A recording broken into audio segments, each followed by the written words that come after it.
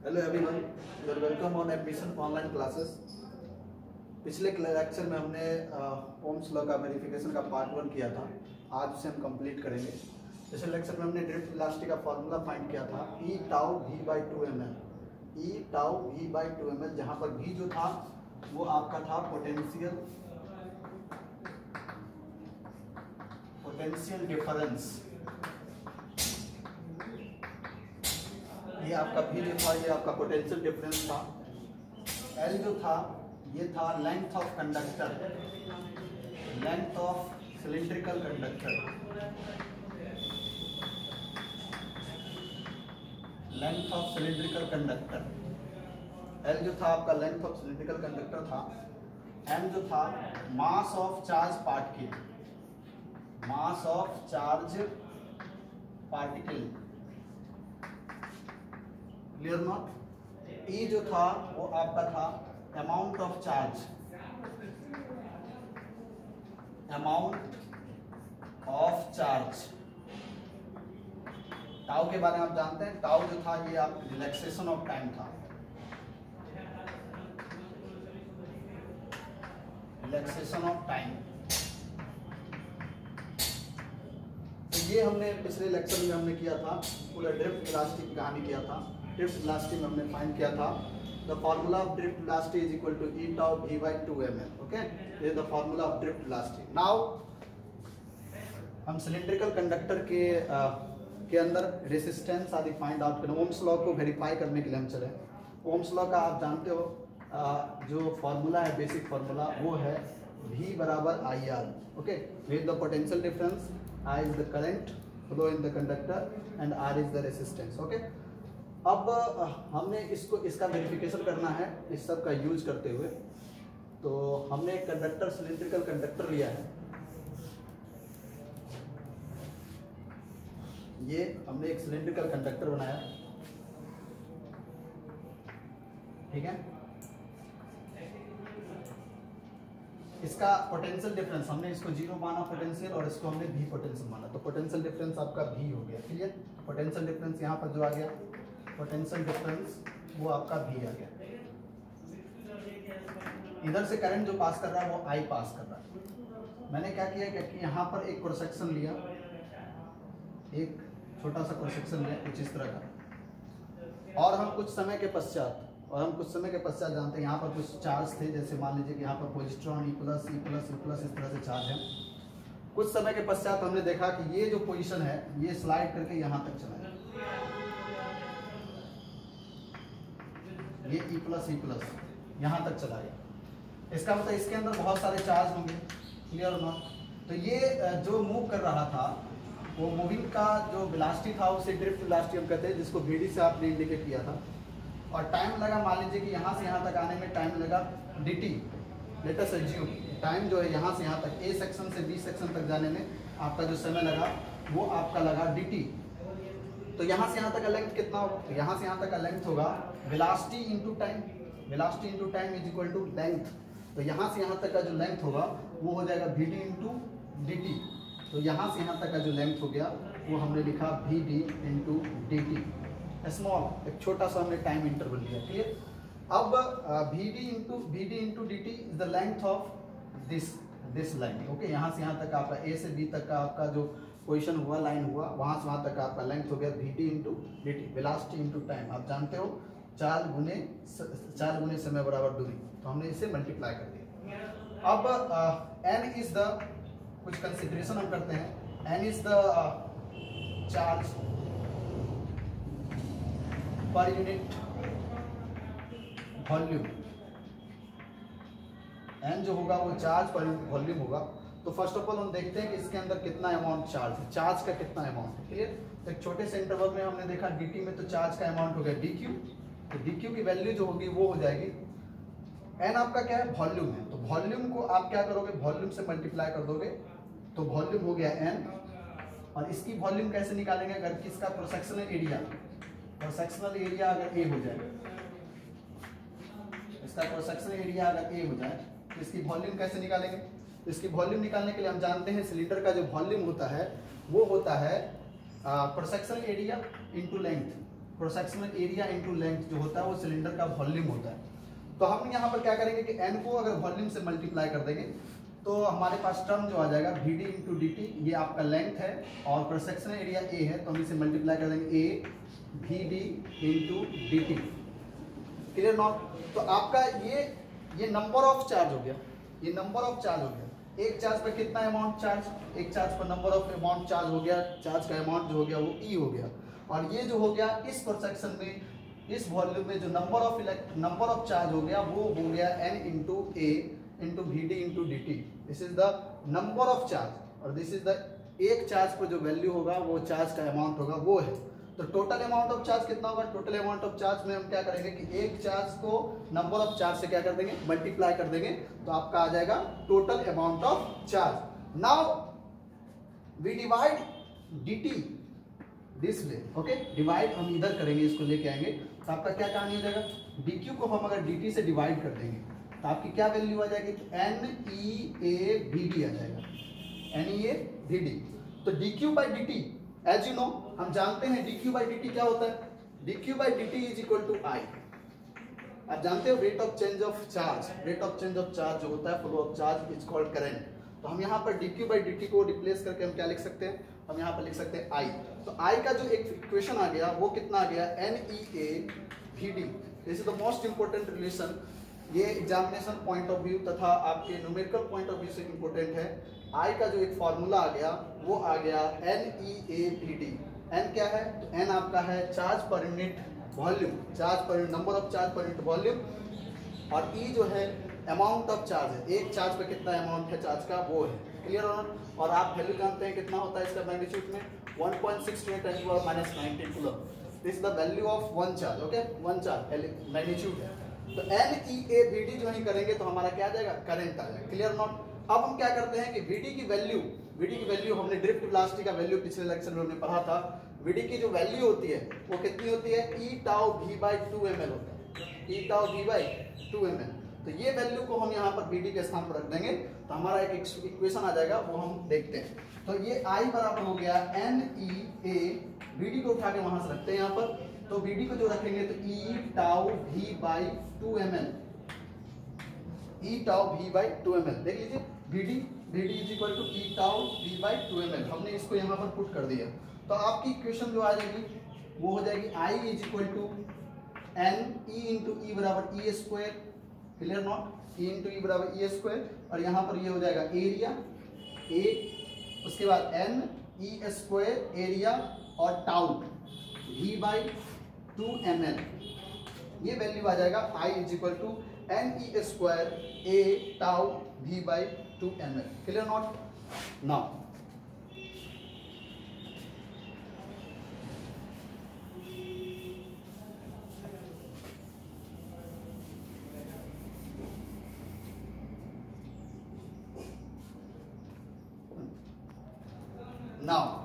we have the equation is equal to I is equal to NE square A tau V/2 ml। जब हमने drift velocity का formula put किया था तो हमारे पास जो वैल्यू आ गया I का वो आ गया NE square A tau V/2 ml।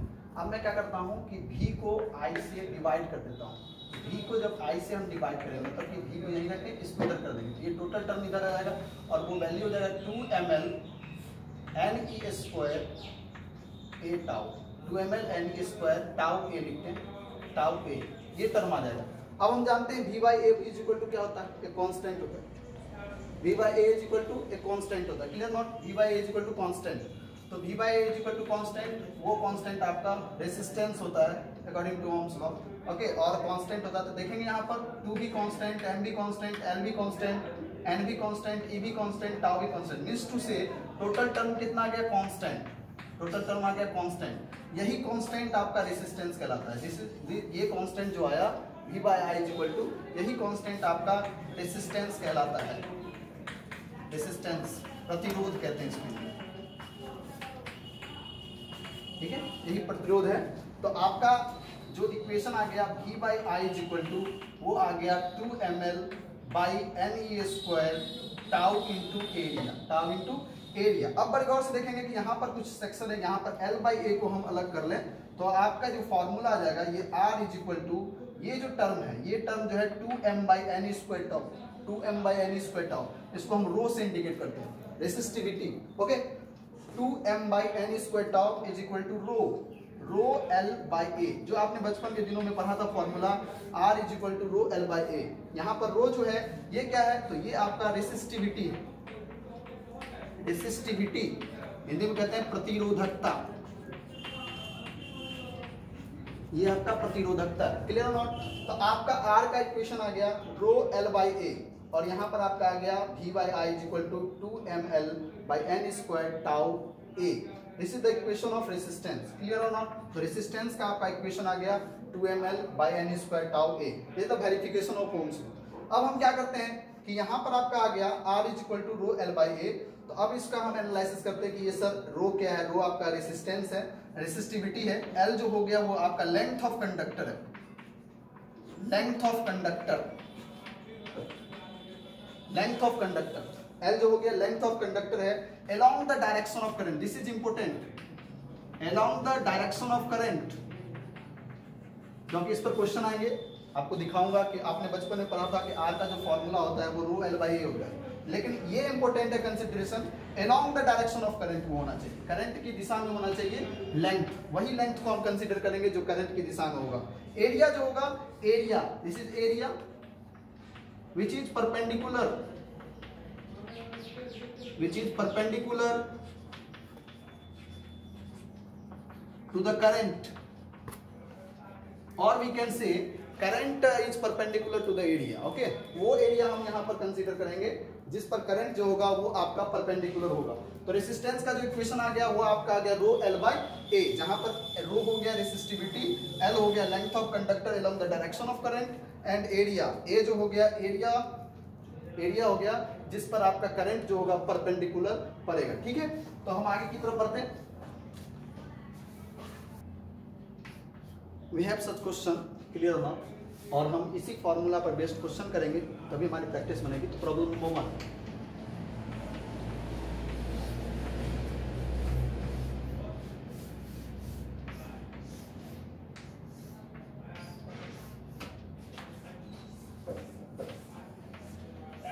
This is a cubical, ये घनाभ है आपका, इसका डायमेंशनली ये जो है ये आपका A है, ये साइड A है, ठीक है, ये साइड आपका C है और ये साइड आपका B है ना।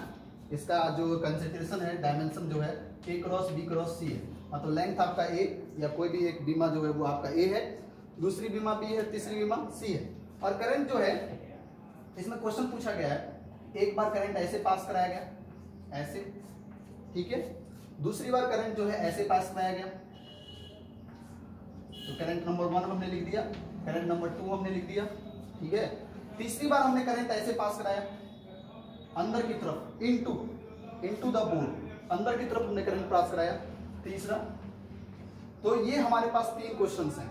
तो क्वेश्चन नंबर पहला है फाइंड, ऐसे क्वेश्चन दिया गया, find resistance given cross section,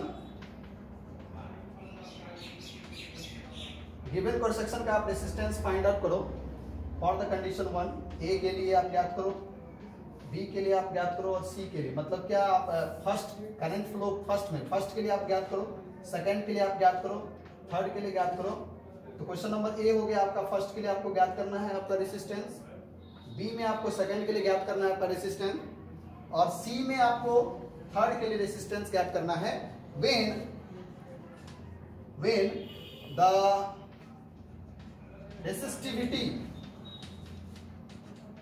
the resistivity of conductor is rho, the resistivity of conductor is rho, then find resistance for the case number 1, for the case number 2 and case number 3। Clear. अब हम चलते हैं, इसमें start करते हैं case number first के लिए कि केस नंबर फर्स्ट के लिए रेसिस्टेंस कितना होगा। हम जानते हैं formula R is equal to क्या होता है, rho L/A। As you know rho is the constant है, L is the length of conductor along the direction of current। तो करंट की दिशा फर्स्ट के लिए, करंट की दिशा किधर है, इधर से इधर। ध्यान से देखिए, करंट की दिशा आपका इधर से इधर है, लेफ्ट टू राइट। तो लेफ्ट टू राइट है, तो इसका मतलब लेंथ कितना होगा, हम जानते हैं एल जो होगा वो होगा length of conductor along the direction of current. तो फर्स्ट के लिए डायरेक्शन ऑफ करंट इधर, तो इधर है, तो इसका मतलब यहां से यहां तक का लेंथ क्या होगा, यहां से यहां तक का लेंथ सी होगा। Clear not? तो आपका लेंथ जो हो जाएगा वो आपका सी हो जाएगा। इस सी पर, इस सी, ये तो लेंथ है ना, तो इस लेंथ, तो आपका एल हो गया, लेंथ इज इक्वल टू सी। अब एरिया की जहां तक बात करें, एरिया जो होगा, एरिया कौन सा एरिया लेंगे, एरिया वह लेंगे जिस पर करंट क्या होगा, परपेंडिकुलर अप्रोच करेगा, परपेंडिकुलर आएगा। तो एरिया जो होगा वो ये सेक्शन वाला एरिया, ये क्रॉस सेक्शन आएगा यहाँ और पीछे वाला। क्लियर ना? तो ये एरिया कितना होगा, ए बी। ओके, तो आपका जो रेसिस्टेंस होगा उस रेसिस्टेंस का वैल्यू केस नंबर फर्स्ट के लिए आपका आ जाएगा rho c by a b, rho c by a b. अब केस नंबर सेकंड के लिए हम ज्ञात करते हैं, सेकंड का हम ज्ञात करते हैं, एरिया 2 पर ज्ञात करते हैं, बी नंबर सेकंड पे ज्ञात करते हैं रेसिस्टेंस कितना होगा।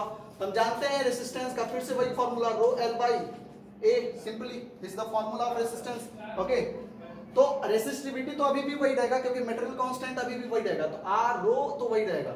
लेकिन लेंथ के बारे में हम क्या जानते हैं, length, this is the length, l जो है लेंथ है along the direction of current. तो along the direction of current, तो सेकंड के लिए, सेकंड कैसे आ रहा है करंट, ऊपर से नीचे की तरफ आ रहा है, ये आ रहा है, तो सेकंड ऐसे आ रहा है, तो लेंथ कौन सा होगा, तो लेंथ भी यही होगा।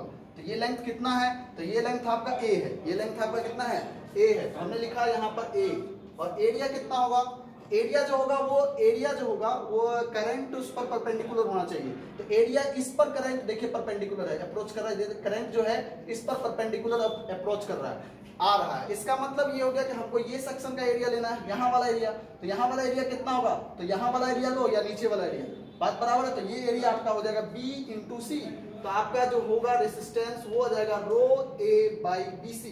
Clear not? अब केस नंबर 3 है, 3 के लिए भी वही कहानी आपको लगानी है, आर बराबर रो L by A, rho L की वैल्यू कितनी हो जाएगी, तो एल की वैल्यू जो हो जाएगी 3 नंबर देखें, इनटू द बोर्ड, मतलब अंदर की तरफ जा रहा है, अंदर की तरफ जा रहा है, तो अंदर की तरफ जाएगा तो आपका लेंथ कितना होगा, तो लेंथ जो हो जाएगा वो आपका बी हो जाएगा, अंदर की तरफ जाएगा तो लेंथ आपका बी हो जाएगा, तो लेंथ आपका बी हो गया।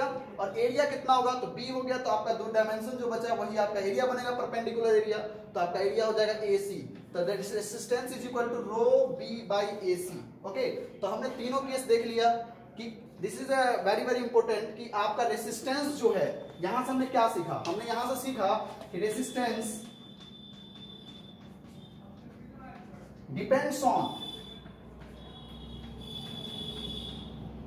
resistance depends on direction of current, direction of current, this is very important consideration. okay, तो हमने यहाँ पर देखा कि जैसे जैसे करंट की दिशा को बदले वैसे वैसे रेसिस्टेंस की वैल्यू क्या हो गई, बदल गई। तो this is the important case, resistance depends on direction of current. Now problem से हम कॉन्सेप्ट को निकाल के ला रहे हैं। पहले प्रॉब्लम में हमने कॉन्सेप्ट निकाल के लाया कि resistance depends on direction of current. Okay, direction, current की दिशा पर रेसिस्टेंस डिपेंड करता है। तो पहले क्वेश्चन से हमने ये सीखा। प्रॉब्लम नंबर 2 में हम देखते हैं, एक और प्रॉब्लम उसी टाइप का करते हैं। हमने एक खोखला सिलेंडर ले लिया, खोखला सिलेंडर,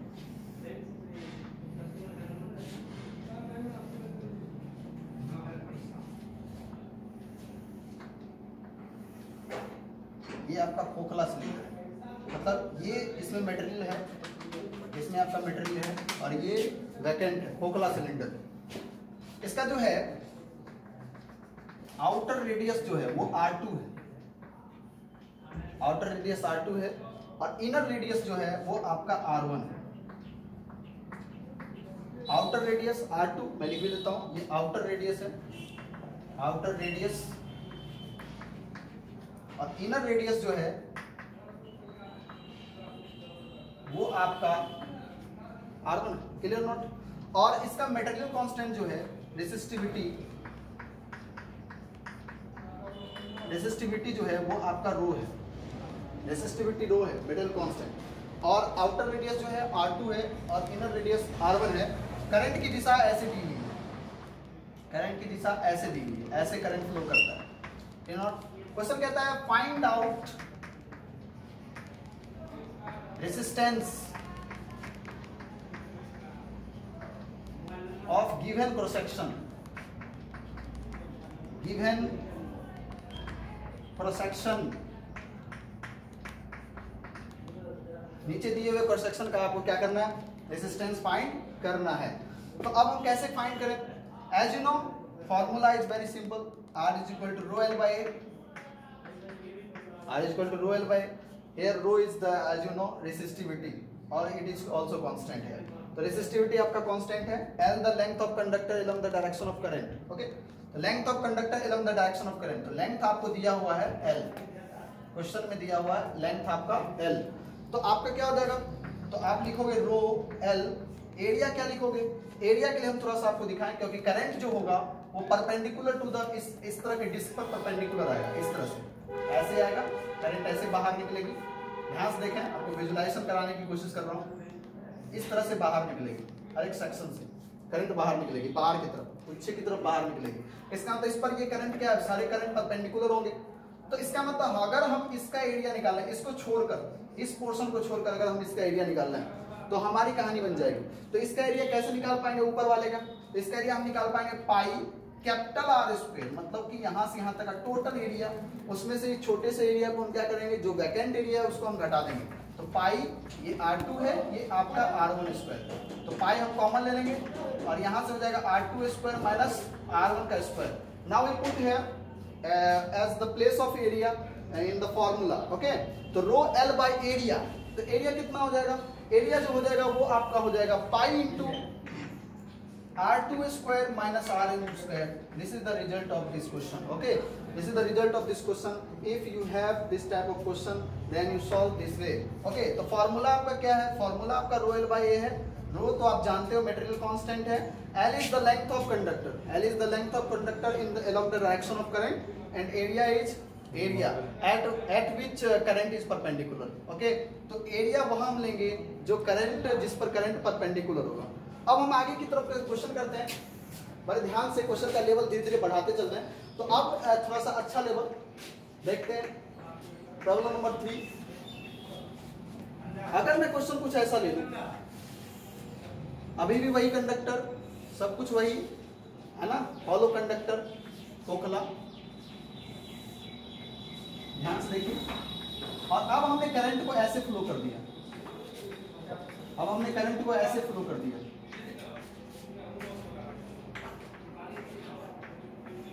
थोड़ा सा सोचना पड़ेगा इस क्वेश्चन को बनाने के लिए। ऐसे ही हमने फ्लो कर दिया। अभी भी आउटर रेडियस R2 और इनर रेडियस R1, अभी भी इसका आउटर रेडियस जो है वो आपका R2 है, इनर रेडियस R1 है, और length of the conductor is L, length of the conductor is L। How to find the resistance, how to find the resistance in this type, current आपका ऐसे flow हो रहा है, clear not. तो question कहता है find resistance, find resistance for the given situation, for the given situation,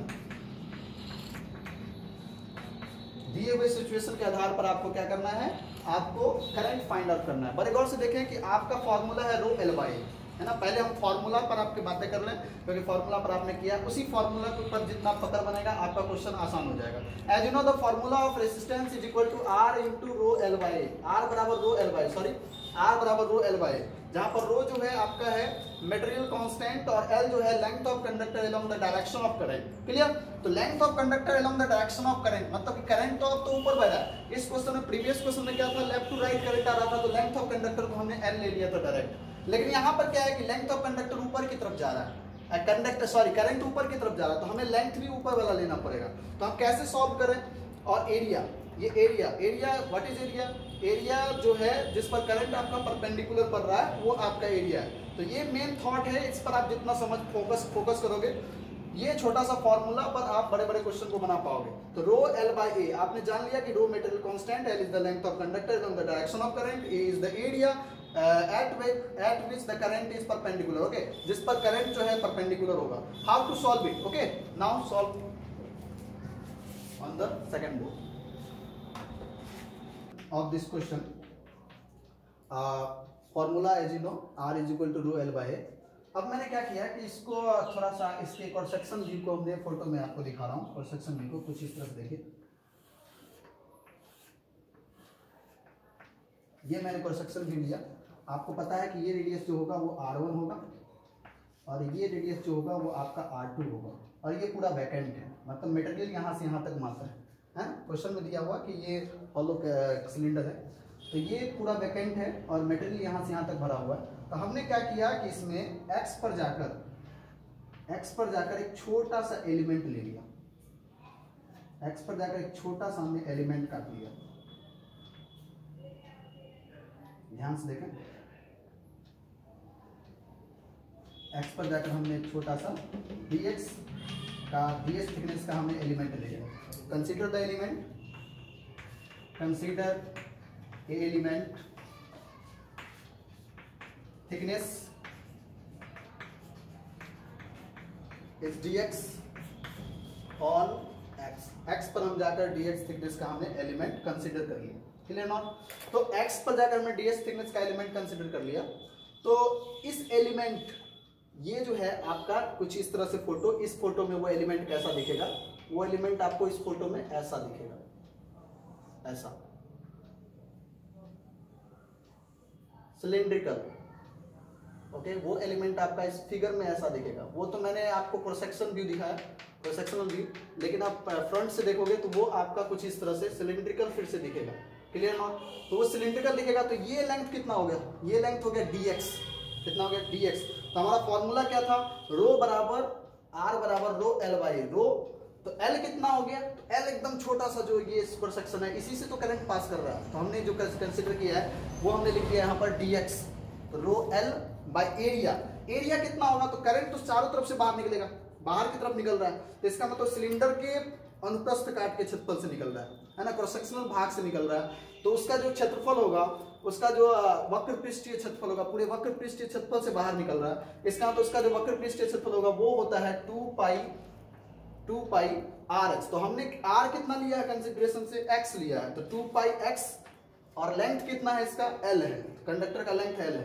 तो हमने यहाँ पर लिख दिया 2 पाई XL। ये कैसे आया, फिर से मैं बता दूं, ये dx जो है ये कंसीडरेशन से आया, जो हमने कंसीडर किया एलिमेंट का जो थिकनेस था वो dx था। तो एलिमेंट का जो थिकनेस था, जब इसको ऐसे घुमाएंगे, फ्रंट करेंगे ऐसे, तो आपका जो यहाँ पर जो व्यू दिखाई देगा वो आपको ऐसे लाइन, ये लाइन की तरफ दिखाई देगा।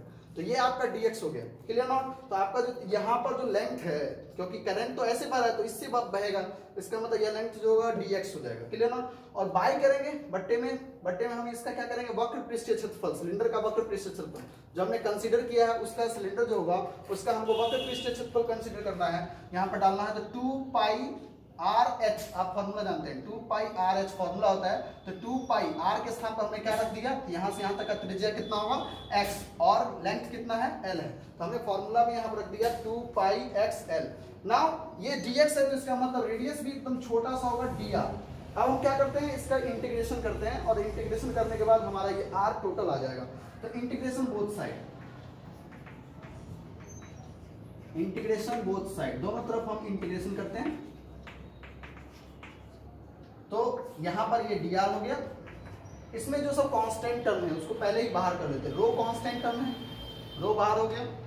2 कांस्टेंट टर्म है, तो 2 आपका बाहर हो गया। पाई कांस्टेंट है, पाई बाहर हो गया। l कांस्टेंट है, l बाहर हो गया। लेकिन x कांस्टेंट नहीं है, x वेरी कर रहा है।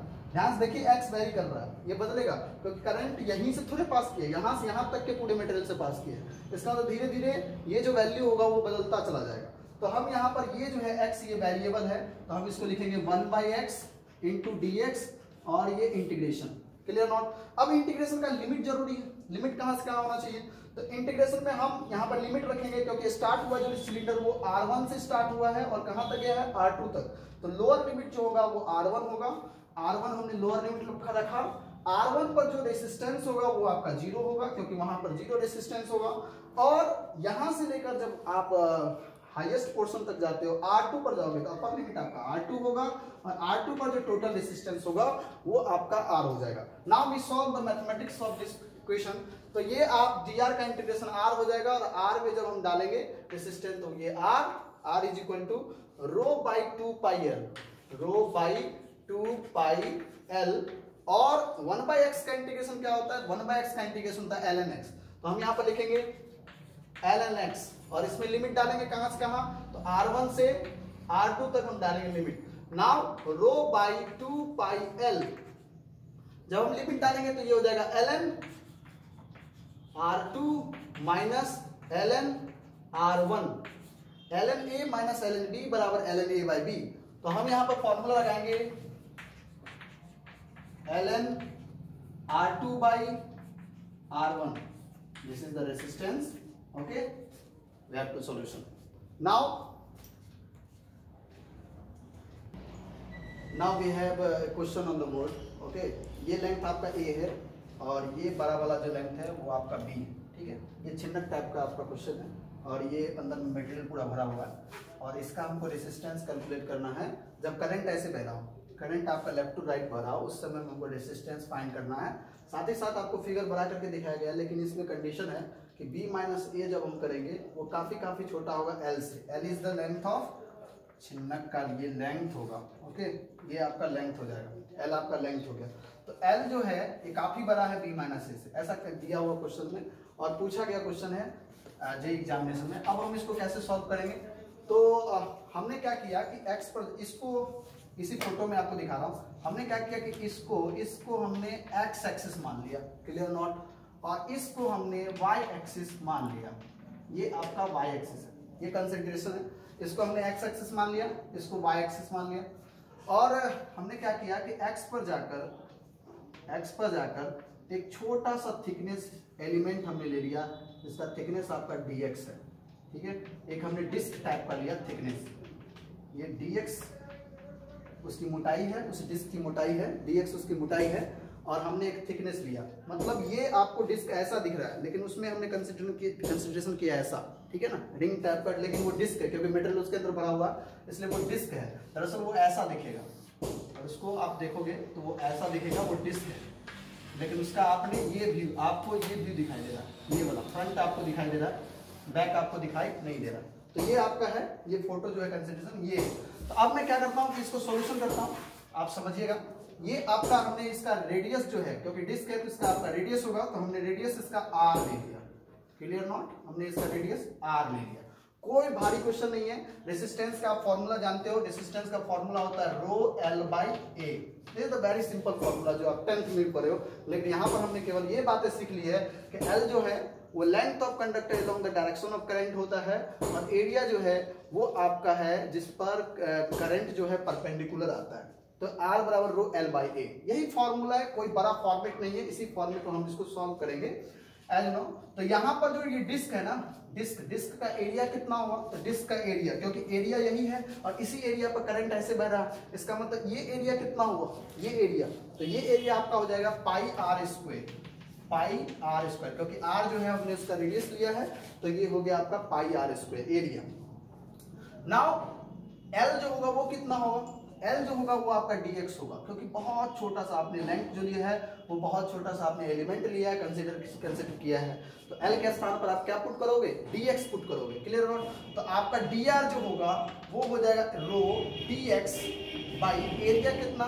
तो एरिया आपका पाई आर स्क्वायर। अब इंटीग्रेशन में थोड़ा सा प्रॉब्लम होगा, क्योंकि आपका यहाँ पर r है फंक्शन, ये भी वेरिएबल है और x भी वेरिएबल है, तो हम इसको सिंगल वेरिएबल में कन्वर्ट करेंगे। सॉरी, r भी वेरिएबल है और x भी वेरिएबल, इसको सिंगल वेरिएबल में कन्वर्ट करेंगे। How to calculate? तो इसको हम कन्वर्ट करके तब इंटीग्रेशन करेंगे तो हमारा आसान हो जाएगा। तो हम यहाँ पर कुछ इसमें मैथमेटिक्स लगाते हैं। तो हमने क्या किया कि यहाँ पर एक लाइन ड्रॉ कर दिया कुछ इस तरह से। अगर हम इस लाइन का इक्वेशन निकालना है तो कुछ हमारा फायदा हो जाएगा। तो इस लाइन का कैसे इक्वेशन निकालेंगे? इस लाइन का इक्वेशन निकालने के लिए आप जानते हो एक फॉर्मूला होता है, स्ट्रेट लाइन है ये एक स्ट्रेट लाइन है, यहाँ पर 0 0 है, ये y एक्सिस है और ये x एक्सिस है, तो एक स्ट्रेट लाइन है। जैसा कि मैं आपको फोटो में दिखाऊं कि ये स्ट्रेट लाइन कुछ इस तरह का है और यहाँ पर यहाँ से यहाँ तक का जो साइड है ये आपका A है, क्लियर और नॉट, और ये जो है यहाँ से यहाँ आपको B है, ये आपको पता है B। तो हम ये स्ट्रेट लाइन का इक्वेशन क्या लिखेंगे? तो y is equal to mx plus c लिखेंगे, जहां पर c जो होगा वो इंटरसेप्ट होगा, mx plus c, y is equal to ms plus c is the equation of this straight line. तो हम अगर इस स्ट्रेट लाइन का इक्वेशन निकालें तो हमारी कुछ कहानी बन जाएगी। तो हम इस स्ट्रेट लाइन का इक्वेशन कैसे निकालेंगे? तो देखो ये y जो है वही तो r है ना, तो हम y के स्थान पर r पुट कर सकते हैं। r is equal to mx plus c, m मतलब tan थीटा। तो tan थीटा हम कैसे निकालेंगे? तो tan थीटा अगर हम यहाँ पर निकालने की कोशिश करें तो ये आपका कितना है? b और ये कितना है? a। तो यहाँ से यहाँ तक का सेक्शन कितना होगा? यहाँ से यहाँ तक का सेक्शन होगा, ये आपका हो जाएगा b minus a, clear not? तो b माइनस a होगा। tan थीटा बराबर क्या होता है? टेन थीटा बराबर होता है P by B, tan theta बराबर होता है P बाई बी। इसका मतलब ये जो सेक्शन है यहाँ से यहाँ तक ये हो गया B माइनस ए, अब बट्टे में हम क्या कर देंगे L, तो ये आपका टेन थीटा आ जाएगा।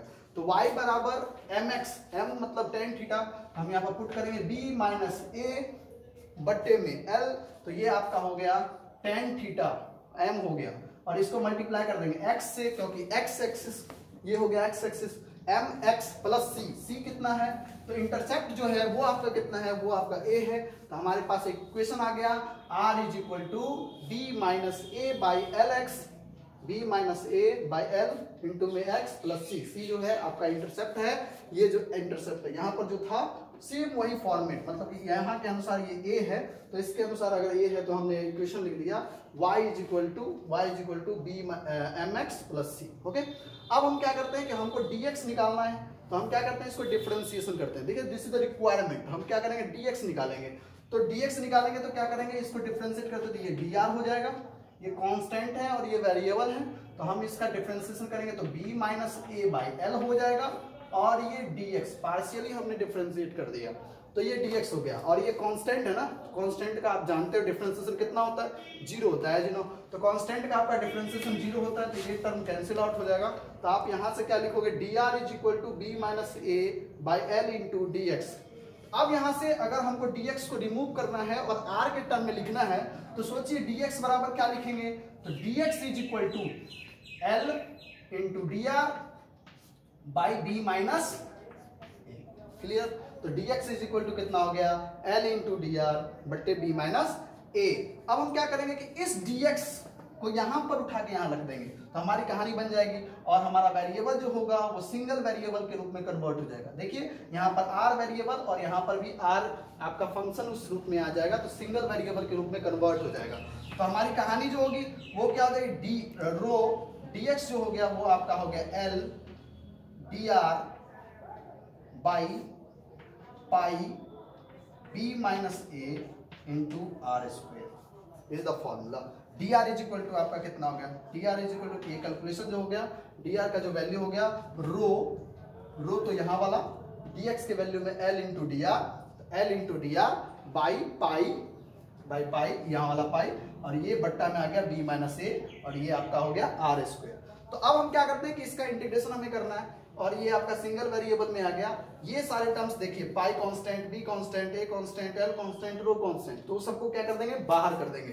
तो देखिए क्या करें, तो हमको इंटीग्रेशन करना है, तो इसका इंटीग्रेशन जो करेंगे वो आपका हो गया इंटीग्रेशन डी आर, और यहाँ पर हमने इंटीग्रेशन लगाया, कांस्टेंट को हमने बाहर कर दिया, तो रो को बाहर कर दिया, एल को हमने बाहर कर दिया, पाई को हमने बाहर कर दिया, इंटू बी माइनस ए कर दिया, और इंटीग्रेशन कर दिया 1 by R square into D R. Clear और नॉट। अब हमने इसका इंटीग्रेशन किया, तो लिमिट कहां से कहां डालेंगे, सोचिए लिमिट कहां से कहां डालेंगे, तो लिमिट जो होगा वो a से स्टार्ट करेंगे, a से स्टार्ट करके आपका लिमिट b तक जाएगा, तो a से स्टार्ट होके आपका b तक जाएगा लिमिट, और यहाँ पर आपका dr जो होगा वो 0 से लेकर r तक जाएगा। तो ये कैलकुलेशन के बाद r हो जाएगा। इसको जब सॉल्व करेंगे तो rho l pi into b minus a, as you know 1/x square का integration -1/x, okay, -1/x, minus को रिमूव करने के लिए हम लिमिट को रिमूव ऊपर नीचे कर देंगे, तो माइनस वहां से रिमूव हो जाएगा, तो 1/r मैंने रिमूव कर दिया, एक ही बार में कर दिया, 1/r स्क्वायर का आपको इंटीग्रेशन करोगे तो -1/r होगा, और माइनस को रिमूव करने के लिए लिमिट को, लोअर लिमिट को अपर बना देंगे, अपर लिमिट को लोअर बना देंगे, तो आपका वो माइनस रिमूव हो जाएगा। तो यहाँ पर आपका b आपका नीचे हो गया, a आपका ऊपर हो गया। तो आप जब कैलकुलेट करेंगे तो ये वैल्यू जो होगी rho l by pi b minus a, और जब यहाँ पर वैल्यू डालेंगे तो ये हो जाएगा 1/a माइनस 1/b। क्लियर और नॉट। तो ये आपका यहाँ पर हमने लिमिट जब पुट किया तो ये 1/a माइनस 1/b हो गया। मैं यहाँ पर आपको दिखा दूं, तो ये जब इसको सॉल्व करेंगे तो हो जाएगा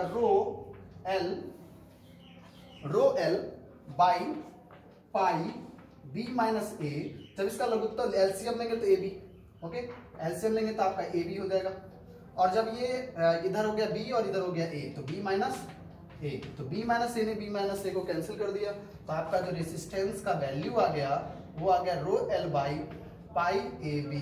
क्वेश्चन में कुछ भी नहीं था, थोड़ा सा आपका मुंडी लगाना था। आप देख रहे हैं इतने क्वेश्चन हमने किया, मात्र एक फॉर्मूला जो आप 10th में पढ़े थे, r बराबर रो l बाई, R बराबर रो एल बाई ए, उसी पर हमने इतने फॉर्मूला किया।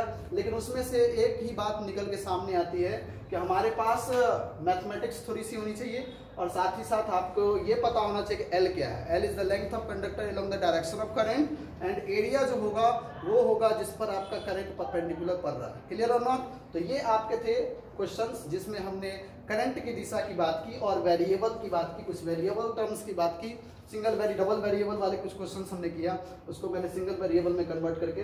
तो इससे और वैरायटी टाइप के क्वेश्चंस हम करेंगे जिसमें हम डिपेंडेंसी की बात करेंगे कि रेसिस्टेंस किन किन बातों पर डिपेंड करता है। क्लियर?